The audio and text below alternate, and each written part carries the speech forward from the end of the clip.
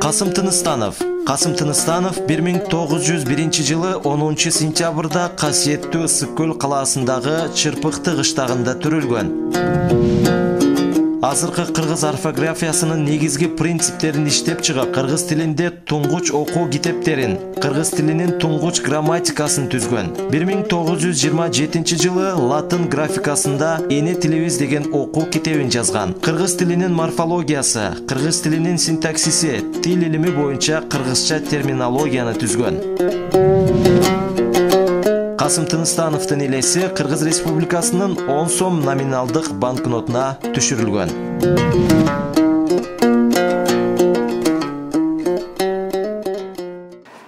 Тыныстанов өзү 1901 жылы Чырпыктыда кечирди. Туулган. Анан 38 жылы репрессия болуп кеткен. Демек 37 жыл гана жашаган. Мындайча айтканда бир жигит жөнүндө сөз кылып атабыз. Жап-жашта жаш эле 38-де кетип барат. Букай Элебаев да 38-де кеткен. Ошол 27 жылдык өмүрүндө бул Касым Тыныстанов кыргыз элине өтө зор кызмат кылып кеткен. Болгондо дагы бир эле нерсе, бир эле жактуу эмес, көп тил, кыргыз тил илимин, кыргыз тилин ордуна тургузуп, кыргыз илимин баштап кеткен. Ошону менен бирге кыргыз адабиятынын, биз Кыргыз Совет адабият деп койчубуз, ошол адабияттын да башында турат. Ошондо баштап кеткен. Анан ошол адабияттын ичинде бир топ жанрларда өзү сынаган, анан анын чыгармалары ошол жазып кеткен чыгармалары кийинкилерге үлгү болгон. Башкача айтканда кийинки жазуучулар негизинен Тыныстановдон үйрөнгөн деп ачык чоң эле айтышыбыз керек, туура эле айтышыбыз керек да. Анан мисалы ал эң алдын тил илими боюнча иштеген, негизинен тилчи катары саналат.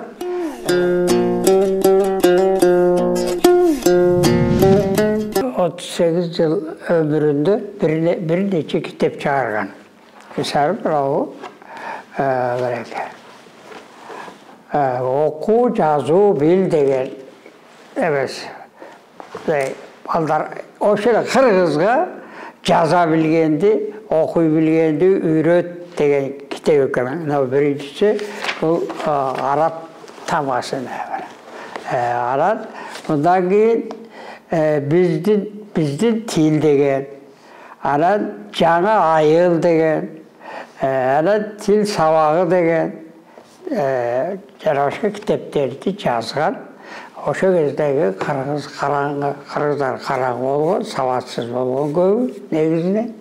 Анан ушул Тыныстановдун, Арабаевдин жана башкалардын китептеринен сабаттарын ачып, анан ошондон бери биз азыр кыргыз адаби тилинде жазып, башка элдер менен тең болуп келатабыз.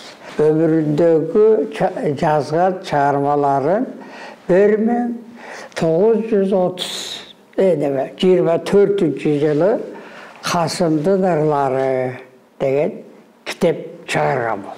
24 жылы анда бизде Кыргызда китеп чыга эле. Негизинен мына Совет адабияты башталгандагы кыргыз поэзиясынын башындагы китепте ал түп нуска менде жок. Анан ошонун көчүрүлгөндөрү бар. Ана 38 жылы репрессия болуп кеткенден кийин анын чыгармаларын окубай, атүгүл атын атаган кишилер дагы күнөөкөр болуп калган. bu Sovet eline karşı ulutçu degede köp günöler bilen. Kaşağın içinde günöler, hiç kadar günösü yok. Oşanda olup ketken. Ana oşanda yazganlarların 1991 yılı Ziyaş Bektenip degen ağay olgan. Oşonu menen Abdıgan Erkebayev akademik ökü. Oşonu Kırgızça göçürüp kitap kılıp çarşıya bırak. Ana keyin dağı kitap çıkarabız dep Kasım Tınısatlı iğnisi fabrikası verdi, çilek koy verdi. Yani o kişi gelip bana kitap tüzüp şuna bak verdiler. Ana ben burada kitap Kasım Kapastağırlar deyin. Kapastağırlar biz bunun jara kitap olup çıktı o boyunca hiç okuvay görmey de kaldım. Çağırmalarını da hiç tekesi görülmey. Tebir sandıkta yatıp kaldı. Ana oşonu, buna o kitaptı karab görüp, ben oşa orijinal tüp nüskasından, Arapçasından, Arap tamgasının ağasından buların oturağını kayra götürüp, bunu özücü, ben özüm andan götürüp çıktım.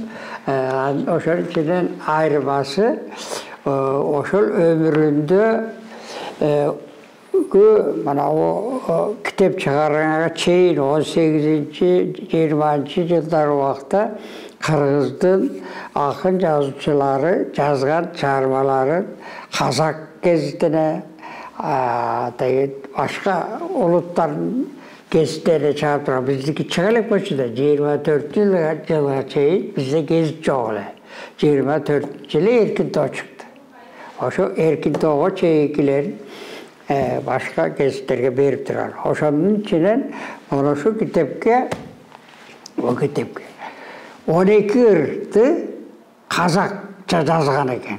Kazak gazetelerini çağırar eken. Arar oşan Kazakça vergen.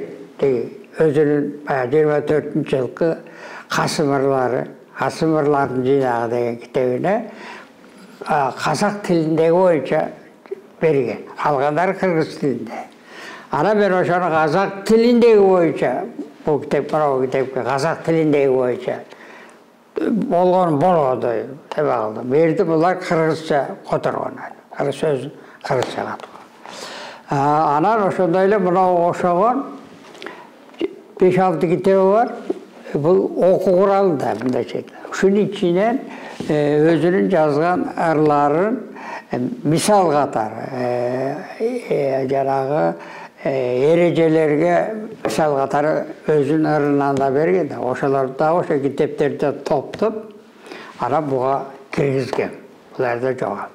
Ana oşa öyle jana 7, Orus tilindeki 7 ırdı Kırgızça koturup, baskan oşa kitabını. Bir oğanın avtorları yok, kim Orus gibi. Oşa öyle internasyonal. Ve ilgili ataklı internet sanaldı. Şu tanışlarına fotoğrafı Kırgızca. Oşonu da girgizip bu, anan oşu da kitap çağırgamız.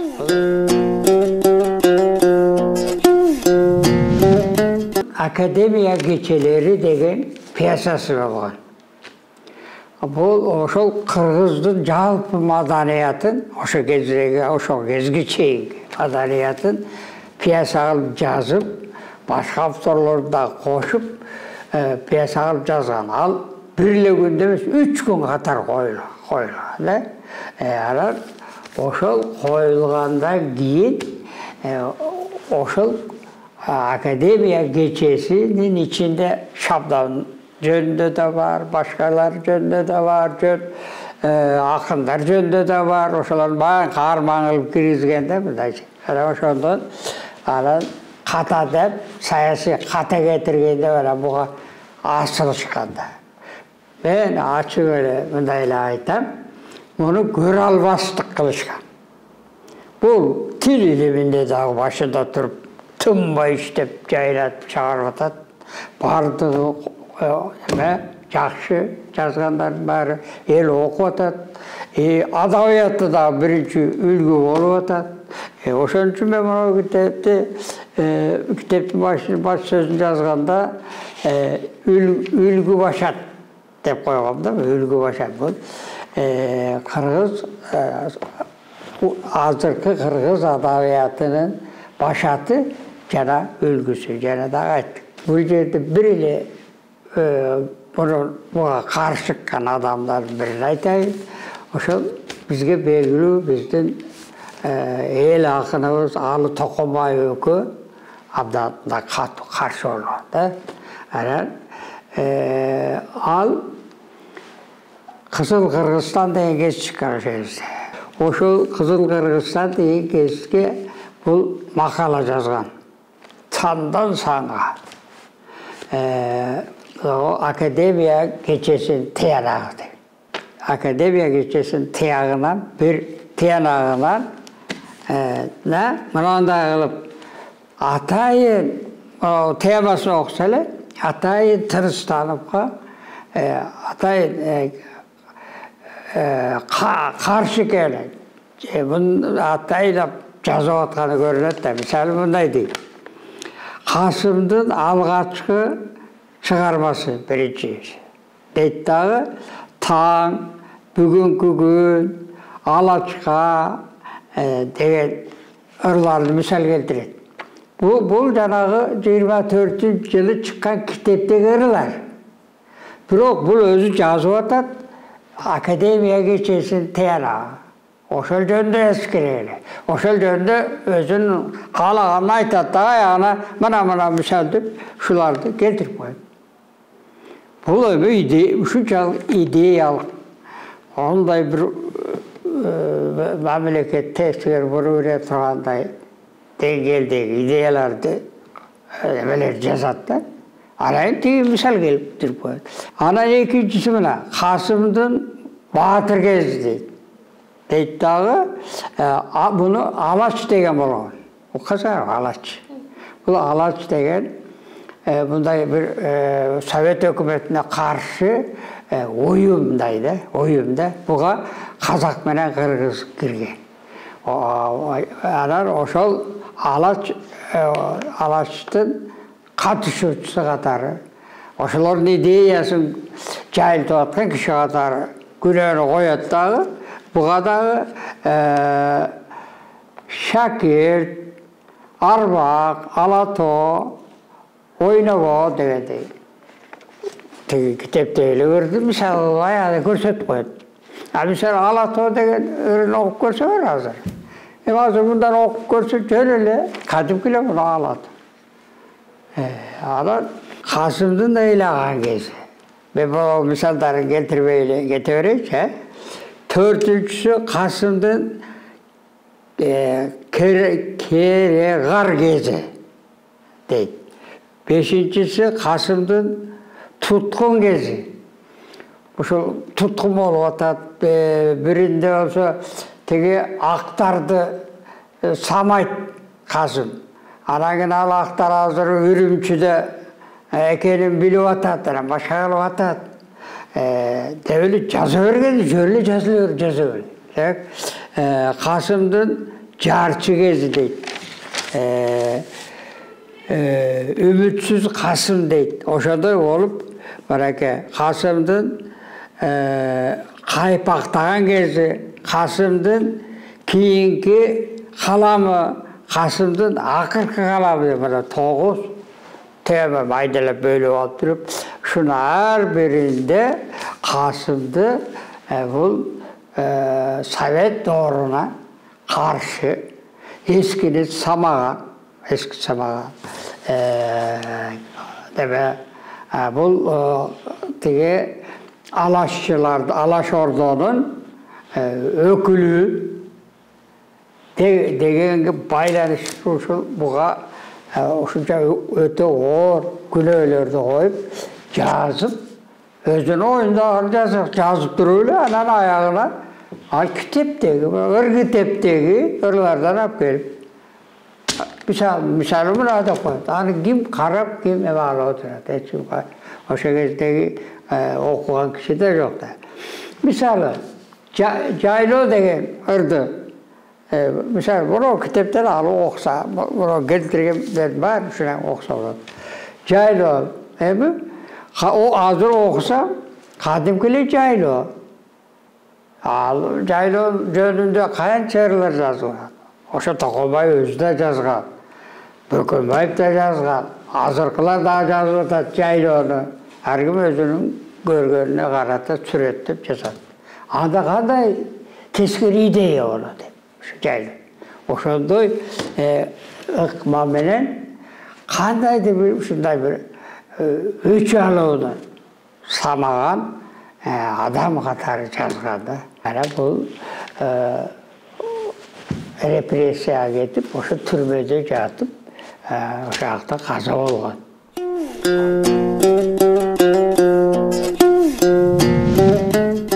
Akademiya geçesi degen, jana aytmadım mı? Üç gün oyulgan. Bunun bir bölügü o Şabdan'ın tuşundağı okuya. Oşa kezde okuya giret. Oşa kahraman bolup gireşen. Ananın daha bir bölümünde Akmör dege giredik. Akmör. Anı başka bir yazgan. Biroq şonun barın tokmoğu şu Tınıstanıp'a gelip tiyatı. Al uyuşturgan oşa. Anan oşonun birge en ayağında jaş akındardı. Ora okutat geldi. Oşon giyikile jana börügen sarın degen var mı? Oşon akındardı. Alardağı çalı çarpıp koğuntuk degen alar. Kaçıp ketip oturup geçişken. Oşo ırdoq koygan jür özün ırdoq koygan. Oşo sile yani. Alar oşonu. O Şabdan'ın doğrunu aytıvatar. Ana beyakta falan sen aytıvatar. Degen şıltı olur böyle. Oşo. Demek olsa drama koyulmay kalgan. Tınıstan koğunduktan oturup 38 yıllık azı olmadı.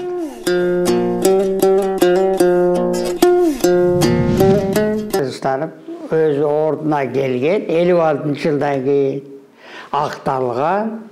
Ananı жақсы bilesiler. Burzavadskiy üniversitetine atın koyup, Tınıstan atında üniversitet bolup, hazır öz ordunda turar. Biroq bardıq nerse öz uçurunda kendi. Eğer öz uçurunda bu oraları eliye cayılıp 24. çıktı bitti çok boşa tıyıp koydu.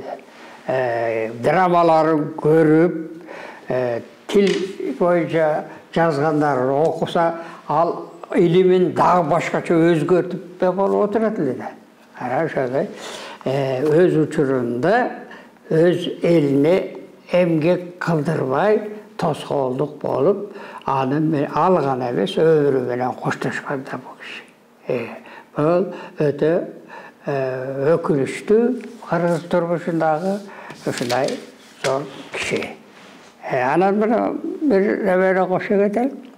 Bir jaş degen Erçilim Pozgo jaş degen köp ersene beret de al dağı oşa 38 yaşasa da men azıcık yaşaman küçük olmak dağı. O 38 yaşında ötüp ketken Kasım Tınıstanıp'tın. Oşa bir top bizim inteligentlerden ömrü dağı. Şöyle bir geleyken romantik bol emes, şuların ömrü andan zor durgan, büyük durgan bir ülgü, bunday bir yaşlarga tasir bere durgan, şularda bir bu turmuşka qanday mamile qilish kerak? Turmuşka mamile jasonu öğretken Erse olu septelet oşaqda bu Kasım oşağın bizim ulu kişilerden ömrün ilgeri Leylindi tüm bizden atalarımız barın hazırkı birinci klasdalara varının geleceği için hizmet kılganda bunlar. Ошо өмүрүн берген 38 жашында кетип калып атат. Элибизге, мекенибизге кызмат кылыш үчүн биз ушул окшогон кишилердин чыгармаларын, эмгектерин, илимий эмгектерин берилип окуп жана дайыма эстеп сыйлап жүрүшүбүз керек.